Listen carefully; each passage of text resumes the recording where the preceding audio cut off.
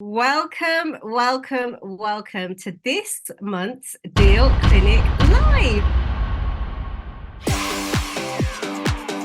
We have our regular guest, Bruce Mainwaring of Bond Finance Limited. Okay. And as you know, Bruce has got more than 20 years experience in the industry, and also our other power team, ReThink Homes. The two directors of this company, ReThink Homes, is Peter Burke and Joe Garner.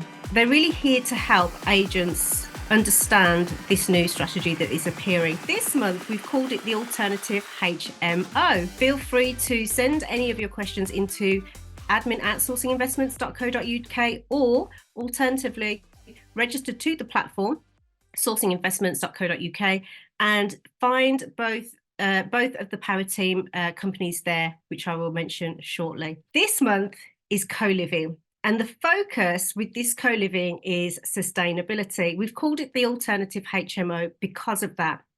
Now, I'll be honest with you, when I first met these gentlemen, I was like, co-living sounds a little bit more like a modern day commune, and we're going to go into that. Now, before I do, I just want to introduce my panel of today. We have our regular guest, Bruce Mainwaring of Bond Finance Limited. Okay. And as you know, Bruce has got more than 20 years experience in the industry, and he and his team have nurtured very, very strong relationships so that they are able to access, finance deals that not necessarily everybody has got availability to. Now, with regards to our other power team, ReThink Homes, they're really here to help agents understand this new strategy that is appearing, and also help our investors be able to know what to look for if you are going to invest in this strategy. They're very focused on community housing, and there's the design and development of that to help transform their properties into vibrant, sustainable assets that meet the evolving needs of both the communities and the stakeholders. With that, we have the two directors of this company, ReThink Homes, is Peter Burke and Joe Garner. Now, Peter has a history in charities, social enterprises, but also a finance brokering background for startups, businesses, property, and new builds. Currently, he is in a role as a community-led housing trainer, supporting groups of people to do these group self-builds with a focus on the alternative financing. Joe himself has a wealth of experience in property development, real focus on regeneration, construction, with a mission to revitalise existing properties or underutilised spaces through this regeneration. Has a lot of involvement in the planning side of things with feasibility assessment, and coordinating efforts to achieve the vision of the company. Very, very hands-on, taking the client through each stage to completion. So with that, I would love to hand over to Peter and Joe. Peter, over to you. Thanks, Bonnie. Nice intro. So, welcome everybody. As Bonnie says, I think the screen's just up. Yeah. So we're ReThink Homes, and we're a newish company that's really trying to kind of fit into the gaps that we've seen around community-led, community-based housing of all types.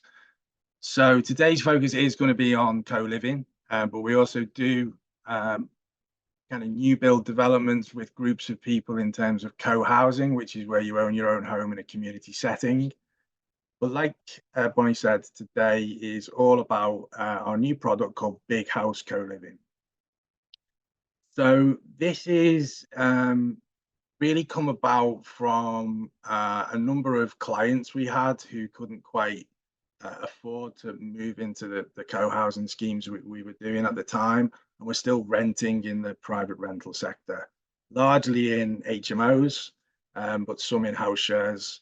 And really what we learned from them was that there was a real gap in terms of kind of that feeling of place of home when renting in an HMO.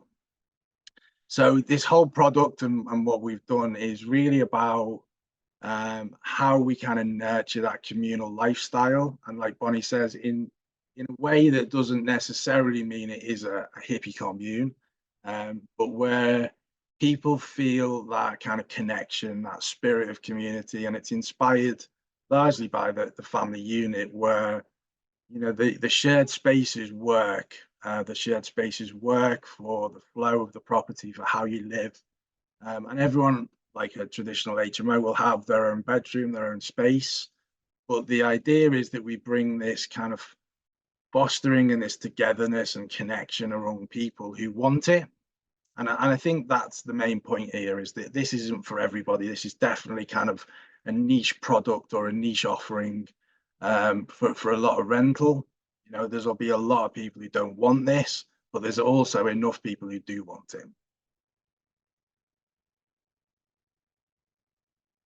So ReThink Homes and what we stand for is effectively our vision. It's all about more housing choice, how we do that in terms of communal, community-led offering in terms of houses, and how that creates real belonging for people in the rental sector, and a planet-friendly living approach. So aside from just energy efficient homes or retrofit or solar panels on the roof, it's as much about what we do together, and doing more together means we get more done. And that really is how people live in a more planet friendly way. So it could be reducing energy use, reducing waste, how they might cook together, buy food together, everything where when you bring people together, the approach actually generates the impact. So from a perspective of what a lot of this audience will be coming at this from is, what is different to this approach from your traditional or conventional investing or property sourcing? And my answer to that really is not very much. The alternative HMO strategy really is, it can fit into the HMO guidelines, or it can fit into a more traditional buy-to-let. It's a very standard sort of legal model that a lot of investors would use, where we've got a holding company. Each property would be contained within an SPV. The share is owned by the holding company, and we are utilizing current property investor finance products, bridge finance, buy-to-let mortgages. So we're really trying to look at the simplification of this from an investor and a property sourcing perspective. But at the same time, we're trying to give a little bit more to the tenant and hopefully create an approach that enables people to come together and trust each other, and just have a better product all around.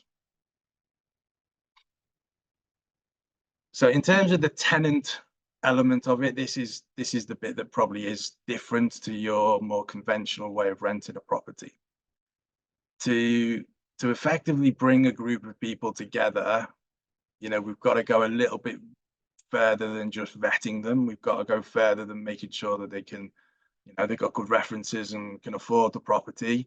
So we've designed and run very similar programs like this in terms of our community-led approaches and the training we do. So ReThink Community is, for the co-living, is designed around an 8-week program. And really, this is about bringing people together and bringing their own kind of personal requirements around their home and the spatial needs, and how they want to kind of live more sustainably, and what that kind of community and belonging means, and obviously the affordability, how you bring that into a group of potentially people that you've never met before.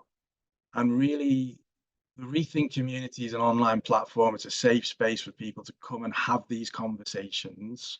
It's for people to come and decide who it is that they want to live with.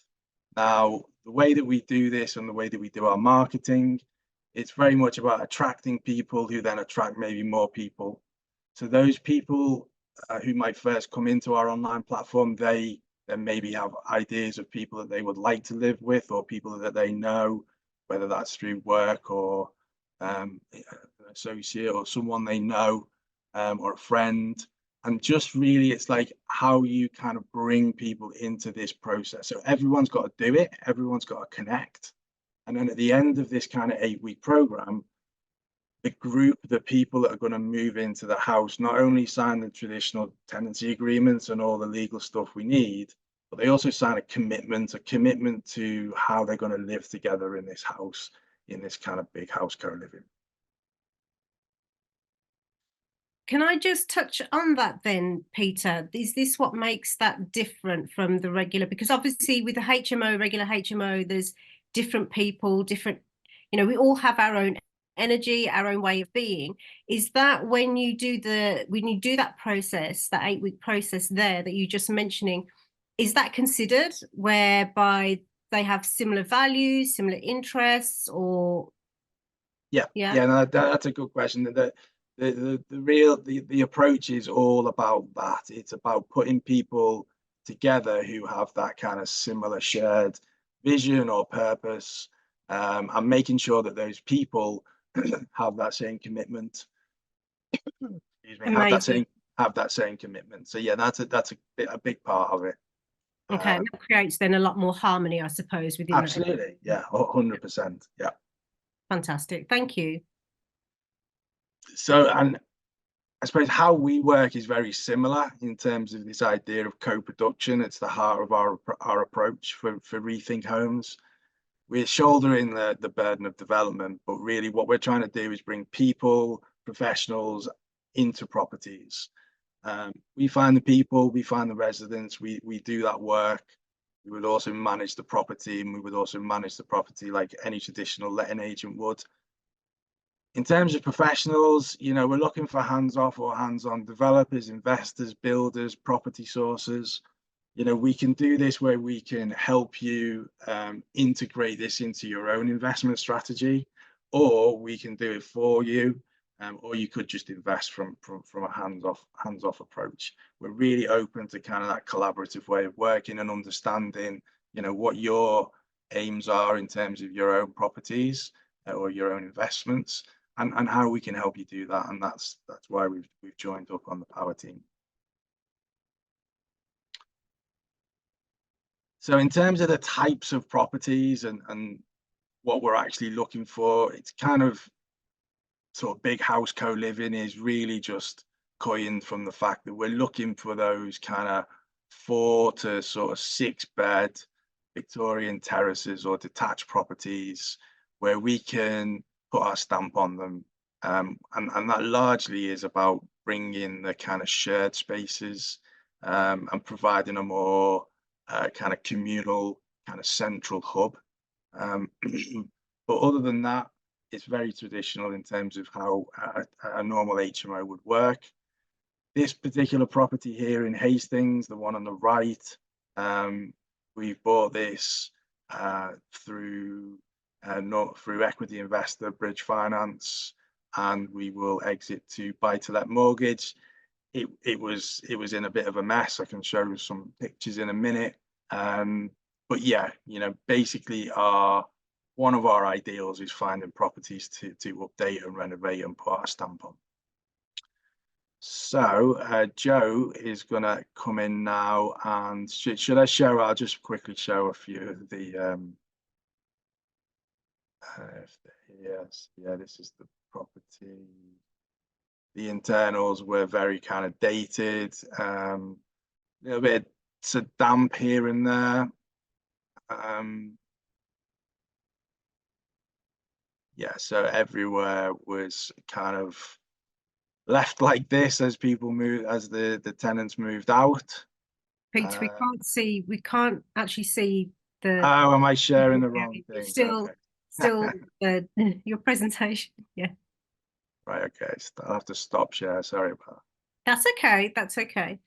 But I'm loving the attention to detail here that you were mentioning with regards to the actual way that you ensure that the people that are going to be sharing this space actually are going to be able to work together, because usually, we grow up in a home, there's that commonality of thinking, values of, what's important. And it feels like what you've just said is that you're looking at making sure that those things are considered when you're putting in people who belong to different families, etc., into this one space. Bruce, you've got your hand up. Please do feel free to jump in.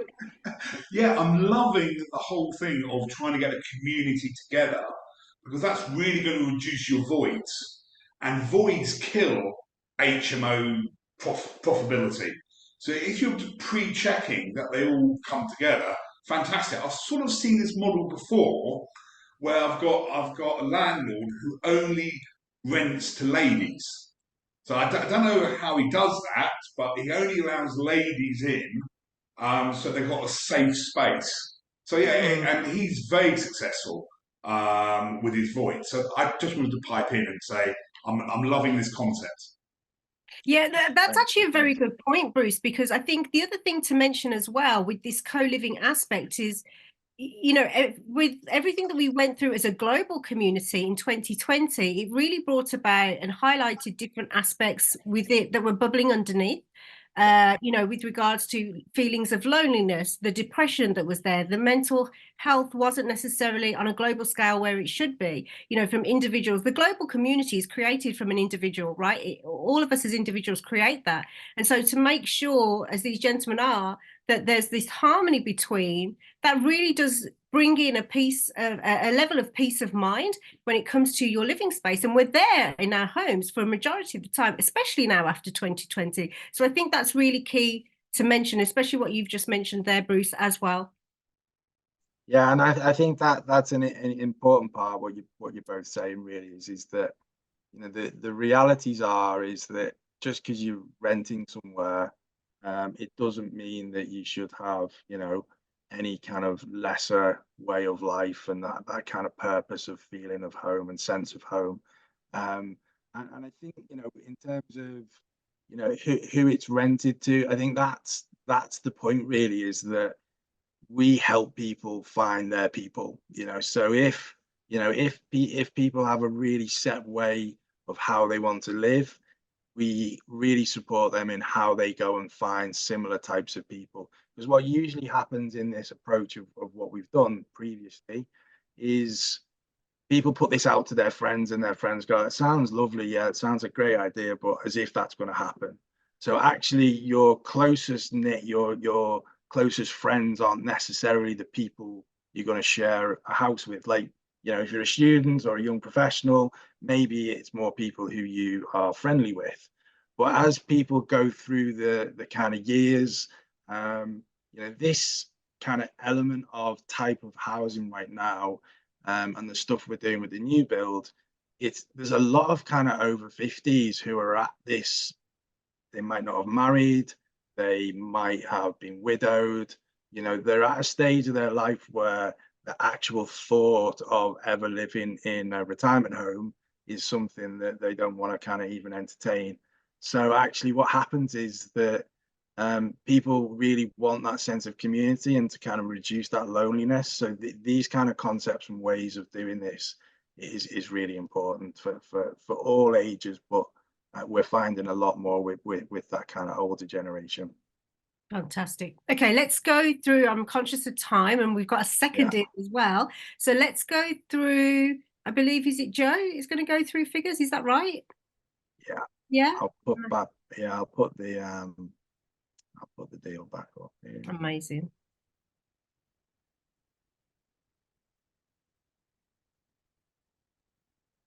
Lovely. Okay, Thank you very much, Peter. Nice to meet you all. I've kept this deal in terms of the numbers breakdown nice and simple, purely because it is a very simple deal in terms of property development and construction. So as you've seen from the images, beautiful 4-bed, probably late Victorian, early Edwardian end of terrace building. So we've got a great structure to start with. We managed to get it for a really good price at auction. The reason we got it for a really good price, again, a lot of these properties have this issue down by the coast, is you get seagulls nesting in the guttering. Guttering isn't cleared either because you don't know it's happening or you can't afford it or whatever happens. But this causes a lot of water ingress. You get water damage. but a lot of that's superficial. It's not damp, it's not rising damp, it's not wood rot, it's not anything that causes a huge problem. So you end up getting the properties quite cheap because they can't be sold to anybody buying with a mortgage, which reduces the pool of people who can purchase them. So we picked the property up really nice and cheap with the auction fees and the stamp duty and all that sort of thing. As you can see, we're in at just under 230k. So the amount to do the building work. So just to talk you through how we get to that number. So we set out a scope of works based on the end user's needs. So again, it's a very vanilla, straightforward property development in terms of construction. So we're relocating the kitchen, creating a guest bedroom, doubling the amount of bathrooms. So we have the capacity for a property that's being shared by individuals. And then new boiler, new distribution board. So we're making sure all of the life safety systems are up to scratch. We'll have a fire plan created, and then we'll introduce the right smoke alarms, fire alarms, and fire rated plasterboard to make sure that we're up to building regulations for all of our health and safety and fire safety, which is obviously very important, particularly in a shared development. So we've got, as Peter said, we've got some equity investment, and we've got some bridging finance or development finance at the moment on this particular deal. So you can see that on the way in, we're looking at a total cost of 326k, and we're looking at a value of just under 380k, and that's a full renovation throughout. And as Peter says, because of the nature of the way the community is run, is that it's not a case of, you know, building a property, build it and they will come, as they say. You know, we know what it's for, we know who it's for. We can tailor things deliberately for the people who are moving in, the style of living they want, and that sort of thing. But you know, as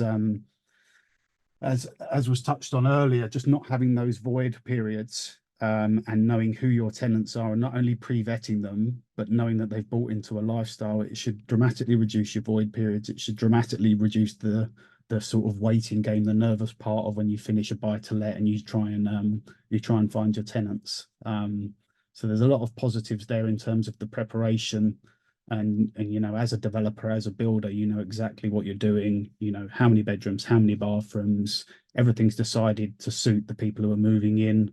We're not targeting a market. We're not going safe because we think we need to open it up to everybody. So it is tailored to the particular community with an ideal that we don't have those void periods. They stay and use the property for a long time, which keeps the deal as safe as possible. I love that. And just to speak to that with regards to eliminating voids, because obviously we can't 100% do that, but actually, you know, what you're doing here is mitigating that risk even more than usual. So, you know, when we have HMOs and we rent to students, there's always going to be that gap between those new rental contracts and the existing. So what you've got here is almost like, for want of a better phrase, a longer term a scheme going on here. So Bruce, I'd like to hear what you've got to say with regards to your lending expertise in this scenario. Have you got, I'm sure you have, you've always got input, but I'd love to hear what you've got. Yeah, brilliant. Okay, lovely. I've done a little bit of an educational piece here, first of all, just to introduce planning to your investors, because lots of people get confused about planning. And to get any exit funding on any property, you need to understand planning. So I'm going to touch on that and then just touch on a few products, then come back out again and let Peter and Joe do the second one, and then I'll pop back in again. So, right, so let me get the slides going. Right, so who we are. So, quick brief about me. I started bond finance back in 2004, and next week we'll be going for 20 years. So we've got some champagne in the fridge. We're FCA regulated and founding members of the NACFB, and I've basically got two departments. I've got a resi and buy-to-let department, and I've got 5 or 6 people in there, and I've got a commercial department, and I've got about 5 or 6 people there. There's the team. I've actually just hired 2 more people, so I need to update that for our next presentation next week. So basically, we've got plenty of administrators and we can help people with all the admin and paperwork. So what is an HMO? Well, basically an HMO is a building or part of a building or flat where two or more households reside. They share basic amenities, and what is defined as a household is the question. So that is married people, cohabiting people, same-sex people, relatives, and like that. That is classed as a household. And also domestic staff could be a part of your household as well. So that's the definition of an HMO, but lenders actually say it's 3 or more people. That's the correct definition, but for lending purposes, where you've got 3 or more individuals, it's classed as an HMO. So, as I said earlier, I wanted to touch on planning permission. So if you've got a single dwelling, it's got C3 planning, and that's going to have a bricks and mortar value, because if it's a terraced house, it's going to be virtually worth identical to the property next door. When you get 3 or more unrelated people in, under PD, it automatically transfers to C4 planning. And this is one of the difficult problems with valuation, because C3 to C4 is interchangeable under permitted developments. So valuers have always got in the back of their mind that, can this be converted back to a C3, a single dwelling, or is it a C4? And that's the main fundamental issue. Now, what helps actually is if it is in an Article 4 area, and that's when you need planning permission to convert C3 to C4, and it locks it in. Therefore, it can only ever be sold as an HMO. So you're going to get an investment yield-based valuation on the exit. Now, what happens if you create a really big HMO? Well, 7 or more, you need sui generis planning. And you're guaranteed to get a yield-based valuation on that one, because it can only ever be sold to an investor and never ever be used as C3. Now, valuations and the valuation methodology different lenders instruct is the art of getting any HMO funding, definitely on the exit. And this is where we've got years of experience. We look at the HMO, see what's been created, assess it, and then decide what valuation firm or what type of lending I need. Then I look at the lenders. So I look at about face. So Shawbrook was a fantastic lender if it wasn't an auction purchase. The first one was an auction purchase. I would never ever use Shawbrook for an auction purchase. They're far too slow. They've got light refurb products, they've got semi-commercial products, commercial products, and also heavy refurb products. They lend up to 75%. If it's a light refurb, they can do up to 85% day one. But all their rates are sub 1%, which is really, this is sort of like the benchmark I look at. Again, can a lender beat Shawbrook? Because they're always in the top 5. And another thing about using Shawbrook I quite like is they do open market valuations, not 180-day valuations. A 180-day valuation is what the property can be sold in 6 months. An open market valuation is what it can be sold in 12 months. And they also do an NGDV valuation. So you know that when you provide the schedule of works, your floor plans and stuff like that, they're actually putting a line in the sand for you, and you can actually go back to the same value for exit funding. So it's nice and safe. Shawbrook's a safe bridger bank. They're not a small bespoke lender, so I do like them. Now, I don't know the floor plans of deal 1, but if we were going to go for, I know, purchase price plus build cost plus a little bit of a premium, sort of bricks and mortar valuation, Fleet will definitely be on my list. They've got some great rates, starting with a 5 for a 2-year fix, And we're also going, yeah, starting with a 5 again for a 5-year fix. But the rates are a bit toppy. Sorry, the fees are a bit toppy at 3%. But they have just brought in a no fee option. I do like no fee options and going for a lower fee and higher interest rate, because your interest is tax deductible under Section 24.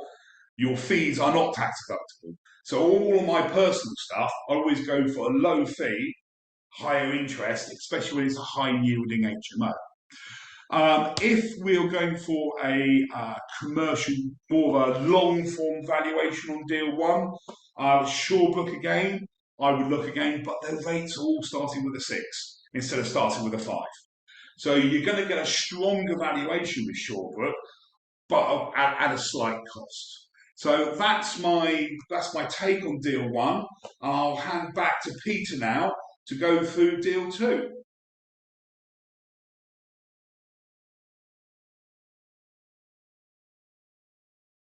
Over to you, Pete. Yeah. Oh yeah. Sorry, I was still on mute.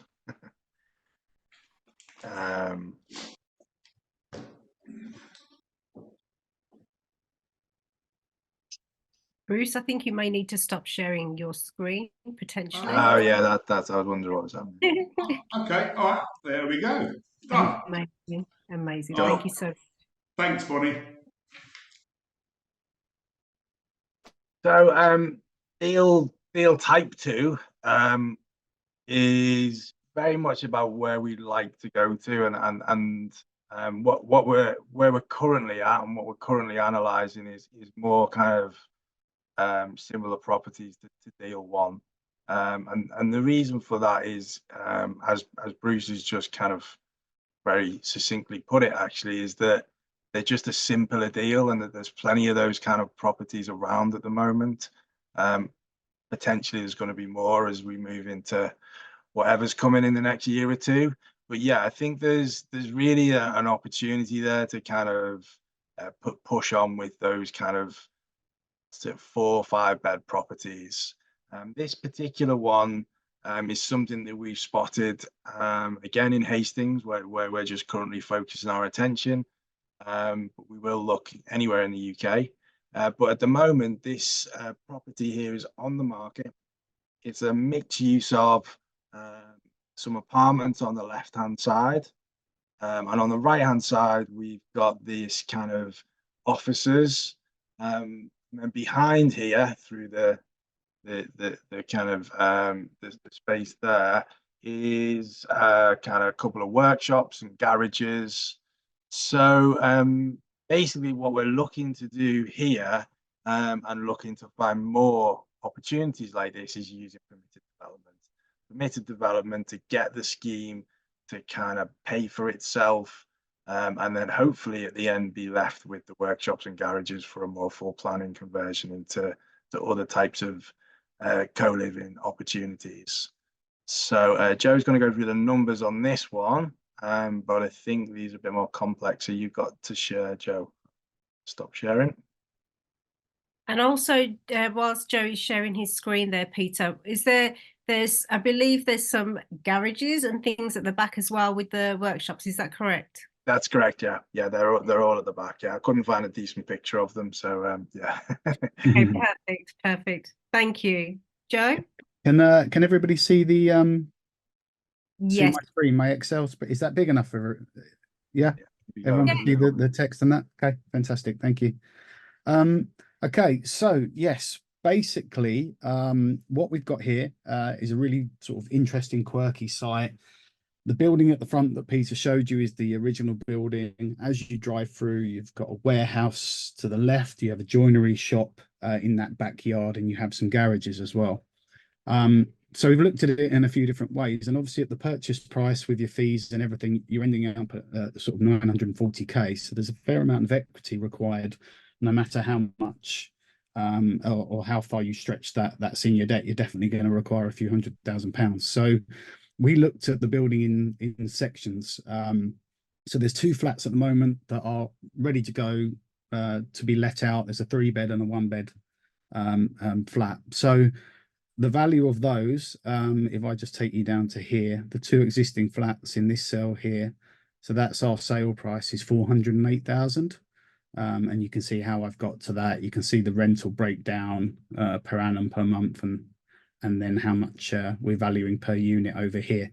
So we've done quite a lot of work of breaking it down into individual pieces and working out how much they're worth. So in a very quick space of time, we can basically lightly refurbish the existing flats and sell them. And then we can convert the office building, which is basically a resi building that's used as an office, under permitted development into 3 more flats. So that puts us into a position, or it could be 2 more flats, but we're in a position where we've quickly created value. We can sell the 2 existing flats that are ready to go straight away, or we can let them out and refinance them. The idea behind it is that we do the low-hanging fruit first. So the quickest route to market is to lightly spruce up the existing flats and then either sell them and get them let.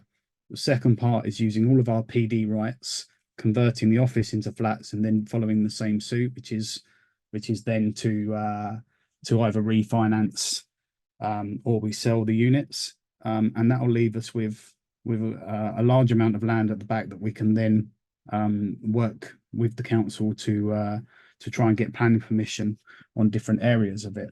The reason we think it's worth doing this kind of model is that, like I said, you have to raise a fair amount of money up front. So obviously there's going to be a lot of interest costs. So if we can refinance onto a cheaper finance model like a buy-to-let product, it reduces the cost of the whole deal. It then makes the land at the rear incredibly cheap.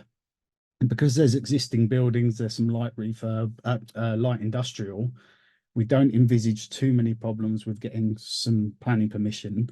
But what we would do as part of our due diligence is have a pre-application meeting with the council first to discuss what we can do, how we can do it. But the total deal, so purchase on the way in would be 941k for the whole lot. And then we've got staged refurbishment costs. So we've got 27,000 that we would spend on refurbing the existing flats. We've got 76,000, which is just to bring up the current resi space used as an office. We would just have to bring that up to current regs, introduce a few more things, but it's very much a residential building that's just got some desks in it. It is a resi building. It can be converted very quickly. Then there is a joinery shop at the rear, which could also be refurbished and turned into a dwelling under permitted development. And then that leaves us with a total cost of 1.282 million. And a final GDV of 1.524. So whilst there is a fairly complicated route in the early stages to de-risk the project, when you break it down, it's actually 3 different deals. It's a very simple light refurb and sell of 2 flats that exist already, no planning permission. Then it's a permitted development play, which has a lot of safety to it and a low risk. And then we're left with the land at the back, but we end up with the land at the back in a very cheap price, in effect, because we've made our profit and sold or refinanced along the way.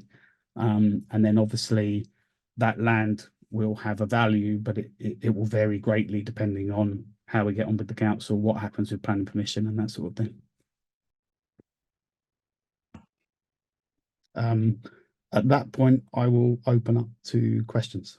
I was just going to say, I'm going to bring in Bruce because I can see, number one, he's got his hand up, but also, Bruce, I'd love to hear your thoughts on really the simplicity of it, but also the complexities around this deal.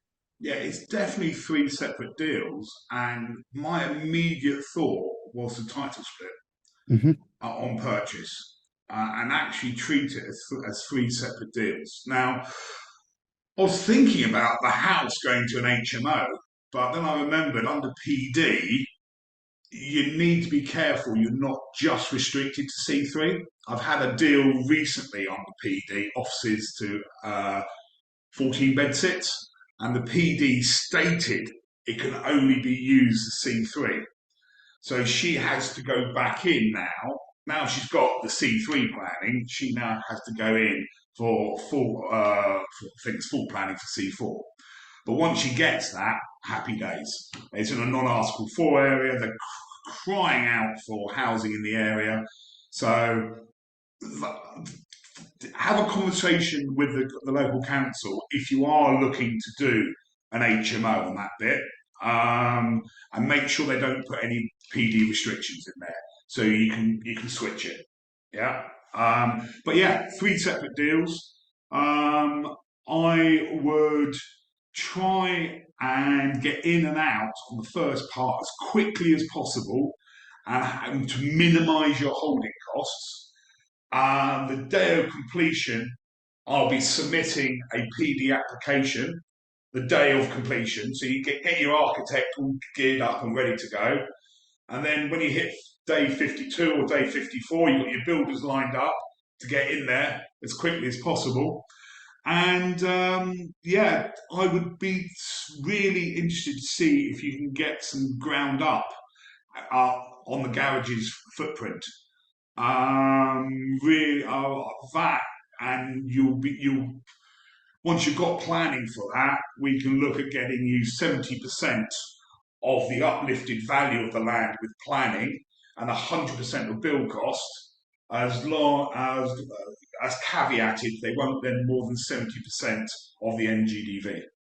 So this deal I love. It's got some nice bits to it, but I will treat it as 3 separate deals and do 3 separate bits of funding on it. So you've got the flexibility there.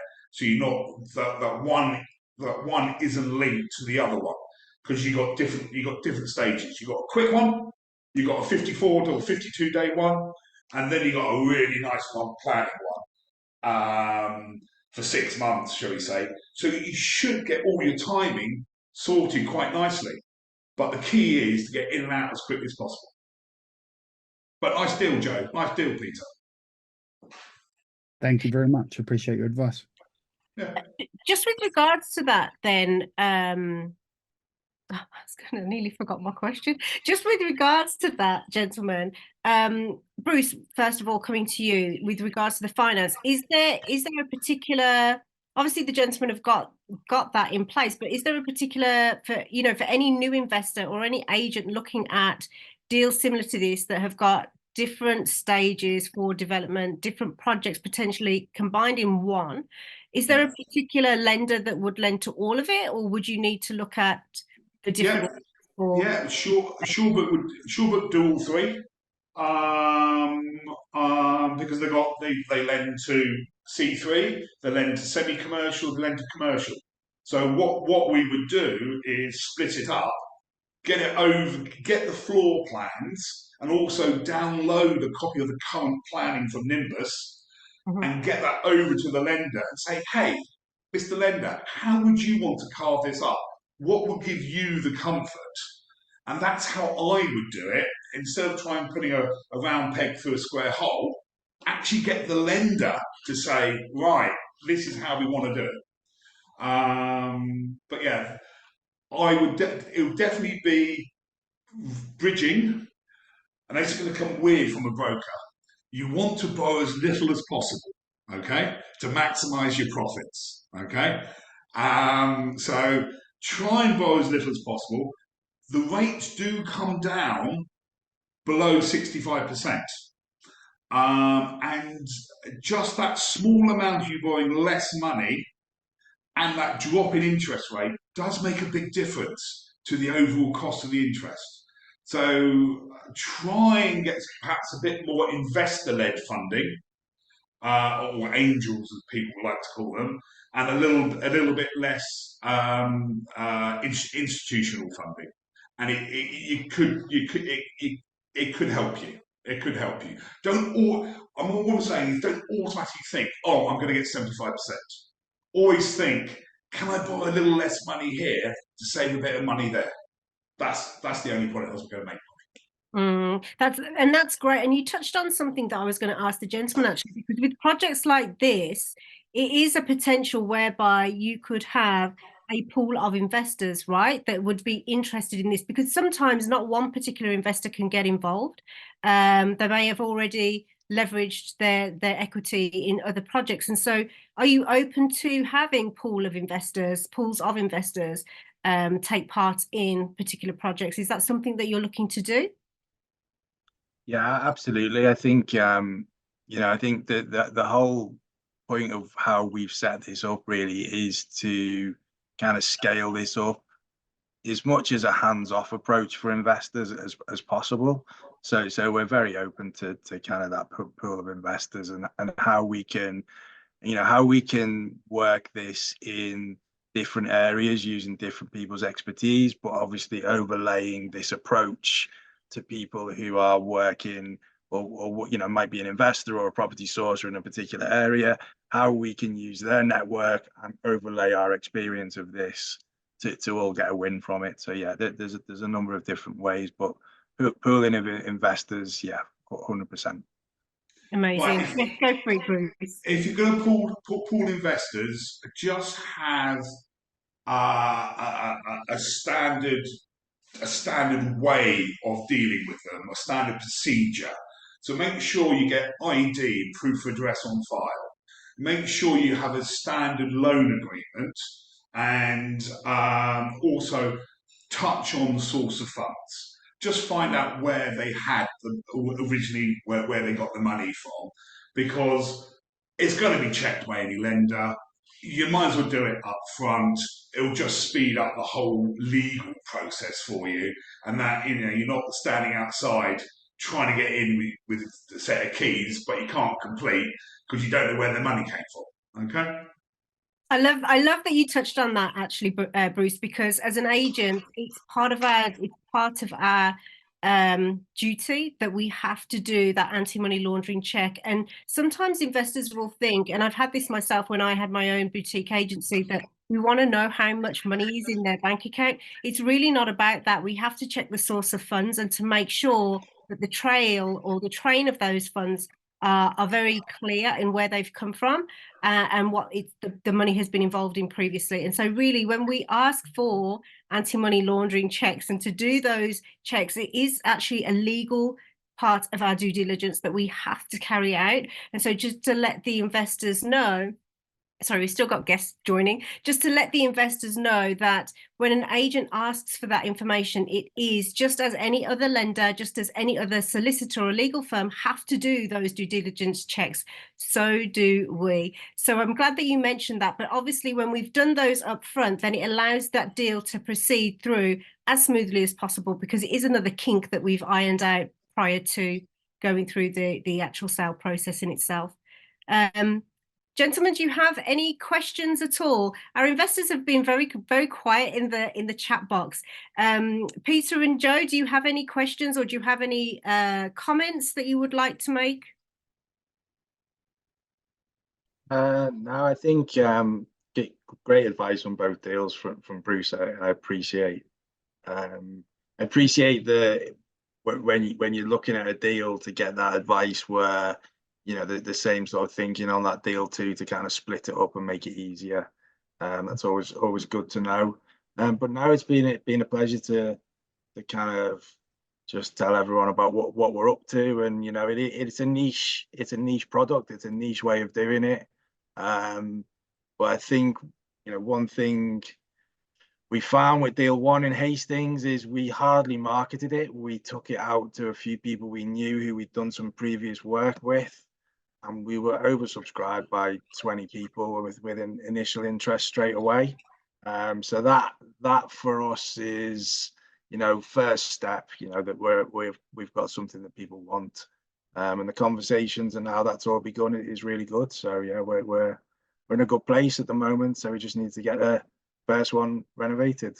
But that's over to Joe. That's amazing. But with regards to that deal too, actually, I just want to come back to that very quickly. I'm conscious we've got 10 minutes, but with regards to that deal, the way that that's structured, and then you've got the court, it looks like a courtyard, because I did have a look at it. It looks like a courtyard at the back. That could create that, as I mentioned it right at the beginning, it brought to mind like a very modern day commune. So you've got that community aspect.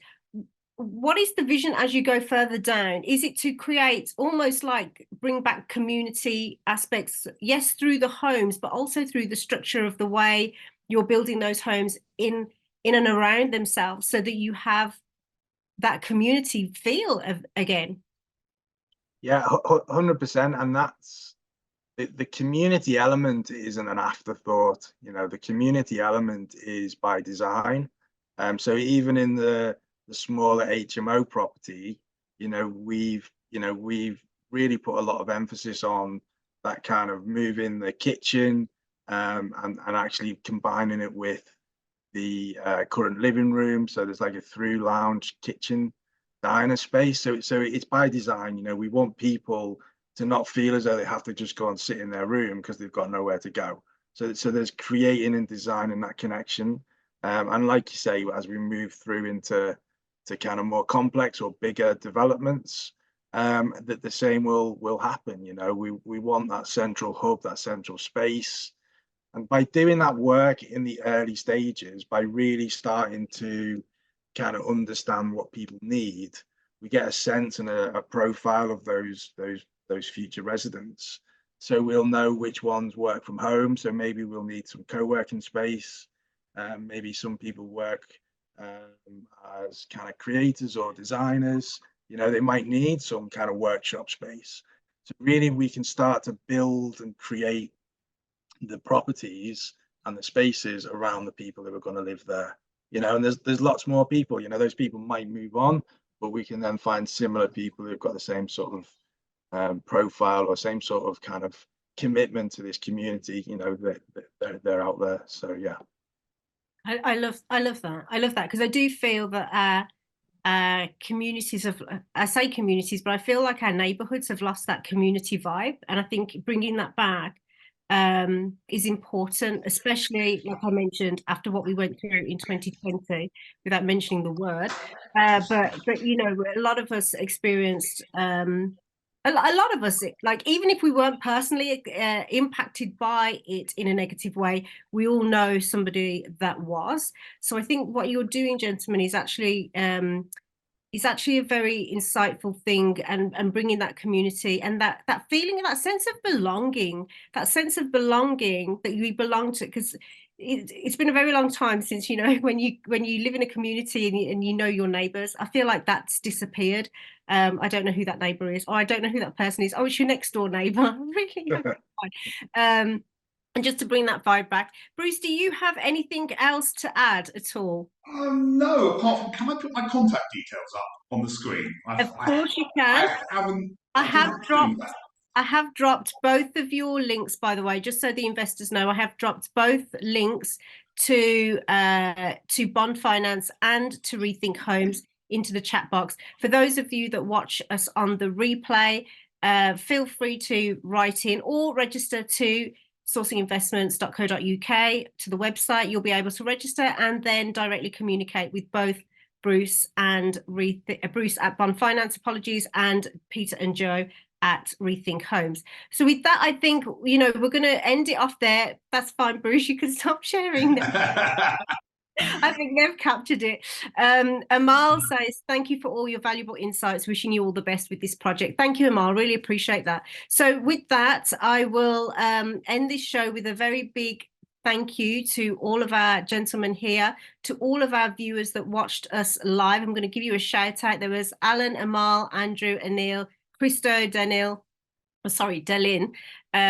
Hisham, Jake, Joe, Laurel, Liliana, Mariana, Tim, and Vivian. Really appreciate you. And to all of those viewers that watch us on the replay, we thank you. And with that, I would love to say I shall see you next month.